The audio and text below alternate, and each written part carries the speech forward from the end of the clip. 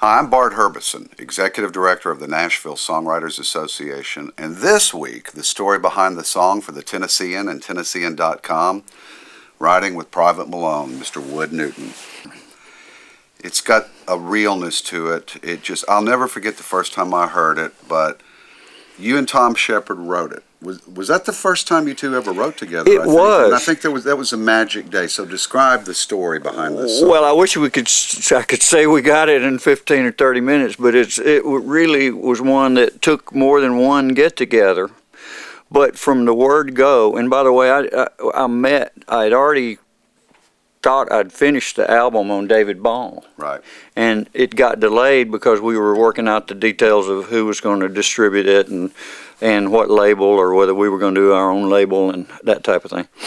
So in the meantime, we wrote this song, and then we I would play and sing background with David Ball on the Opry, Grand Ole Opry, and then we did this. Matthew Gillen had a show called Opry Star Spotlight that was on afterwards, and Tom Shepard was one of his favorite new young songwriters. So it was out there in the Opryland Hotel, and it was kind of real loose, fun, spontaneous type of thing. So that's where I met Tom Shepard. And I just thought, he has got so much energy. He's such a great young guy, and I love his singing and everything. Something told me that I should get together, try to write with him. And so I was the one that instigated writing with him. And he had actually had the song, and he'd tried to get a couple other people to write it with him, and nobody wanted to touch it. I bet they wish they had now. Well, so he is a big classic car nut, and he had been on the internet, and he had found this website about a guy that had a Corvette. In fact, the '66 Corvette had its own website. A guy dedicated his own website. But he said that we used that story about the buttons on the radio, but it picked up that oldie show, especially late at night. He said every time he got in the car, it would go back to an oldie station. It wasn't the one he dialed in, Well, it had been Private Malone's car, and in the song, the new owner, basically, there's no way he's going to have an accident. He can't survive, but he's riding with Private Malone. Yeah. Well, when the owner, the first thing that got me was when he opened up the glove box, and that's when he found the note. And the date was 1966, and this is what he wrote. He said, "My name is Private," and he said, "And if you're reading this, I didn't make it home." So the guy, it just showed the bravery of those guys that are going off to fight. They know they may not come back. Well, and I'll tell you, it was a real honor to our military, and I have a special intersection with this song with you. I heard it before the record came out, and you and I were on a Nashville Songwriters Association trip to Washington to do some copyright advocacy. And I said, "Wood, get in the car." And before we had a meeting, we went to the Vietnam Wall and described that experience. Well, first of all, that was, regardless of whether you knew anybody, but everybody knows somebody whose name is on that wall. And out of my class of 28 people, Sammy Evans, his name is on the wall.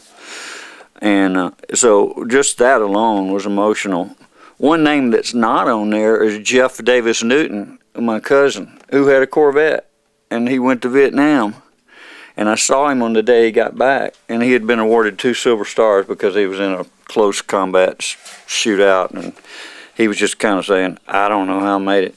And he got killed in his Corvette that night, on the very night he got back. That's so there's, in the song to you. Yeah, and you, there's a directory there, and you looked for the name in the song. Yeah, I was curious to see if there just happened to be a Andrew Malone by any chance. There was not, and I'm glad there wasn't, but there were about 13 Malones. And so we did a rubbing when I did where you use a pencil on a piece of paper and rub the name, and we rubbed an Andrew and a Malone, and that was part of the package we sent out with the single. Well, it set a tone, Wood. You and I, the rest of the day, it was very sober but very introspective, and I think even for you, the author of the song, it meant more after that. We went and played it for many members of Congress. We ran into some military veterans there. Yeah.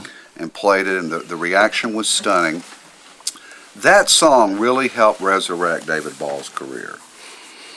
It did in mine, not to mention mine and Tom's. They say it's a 7-year town, and Tom had gotten a cut or two before, but it's his first real single. So, gosh, it's life-changing when something like that comes along and really, gives you And for a quasi-independent record without millions and millions in promotion money, it just hit a chord with America. It did. And the disc jockeys and the program directors, and it went straight up the charts, and it stayed there a while. By the way, I've got to mention Carl P. Mayfield, longtime Nashville Hall of Fame Who, by the way, has just been inducted into the Tennessee Radio Hall of Fame. Well, and well-deserved, and he was one of my first friends in Nashville, but I had gone to his daughter's graduation. He said, "What are you up to?" I said, "Well, I just happen to have a CD. Here's what I've been doing." And I gave him the demo of David Ball singing the guitar vocal of the song. Well, he's a Vietnam vet himself, and he played that on his morning KDF radio show, and he said the phones lit up. The only thing that had matched that before was Murder on Music Row, which I love too. Great story. But back to the song real quickly.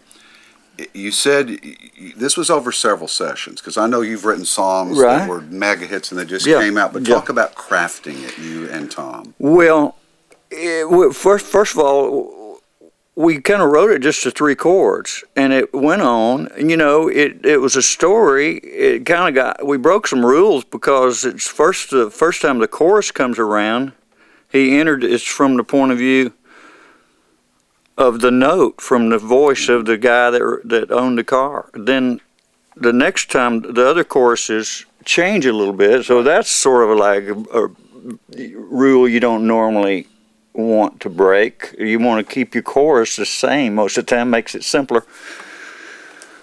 And the song ended up being 4 minutes and 40 seconds long, and it's like, that's another rule. If you want to hit, you keep it around 3 minutes, 45 or something like that. So I know how to craft a song, but it just went on. But as we wrote the song, it just somehow, this particular story was our imagination. But for real, it had happened. Those urban legends of those classic hot cars, it happened all over America. Well, am I right? Because this may be one of the few songs this ever happened with. A lot of great songs, a lot of your great songs you mentioned from Arkansas are from very personal experience.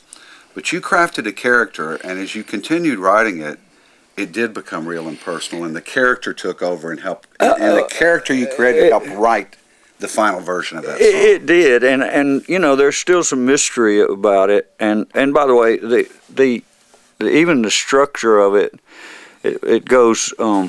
It goes into a minor. We got most of the lyrics, and then it was all so much the same, just that 3-chord thing.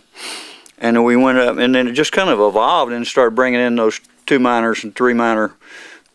I know that's techno speech, but the minor chords and it but just in the lyrics, the character kind of at the end of your sessions kind of helped you it write did, the song. and we really discussed about that.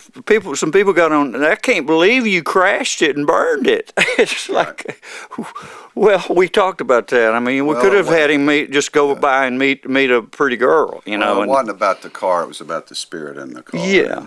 So, final question. I've been with you and seen this happen.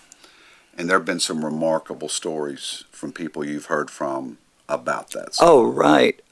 There is, on Facebook, there is a Writing with Private Malone website that people are just such fans of it. And it was the first song where I was plugged in because I was the producer and involved with the record label. So it was the first song of mine where we had emails of people that were writing in. And some of them were from one of them, I remember, I'm an 80-year-old World War II veteran. I had to pull off to the side of the road. Right. This song, got me. I said, man, when that happens, that's what happened to me when I heard, by the time I get to Phoenix, or songs like that, So what an honor that is. And you said the same thing happened to you. So It's that powerful. I think it's time to hear a verse and chorus. All right. This week for the Tennessean, the story behind the song, Wood Newton, writing to Private Malone. I opened up the glove box and that's when I found the note. Date was 1966 and this is what he wrote. He said, my name is Private Andrew Malone, and if you're reading this, then I didn't make it home. But for every dream that shatters, another one comes true. This car was once a dream of mine, now it belongs to you. And though you may take her and make her your own, you'll always be riding with Private Malone.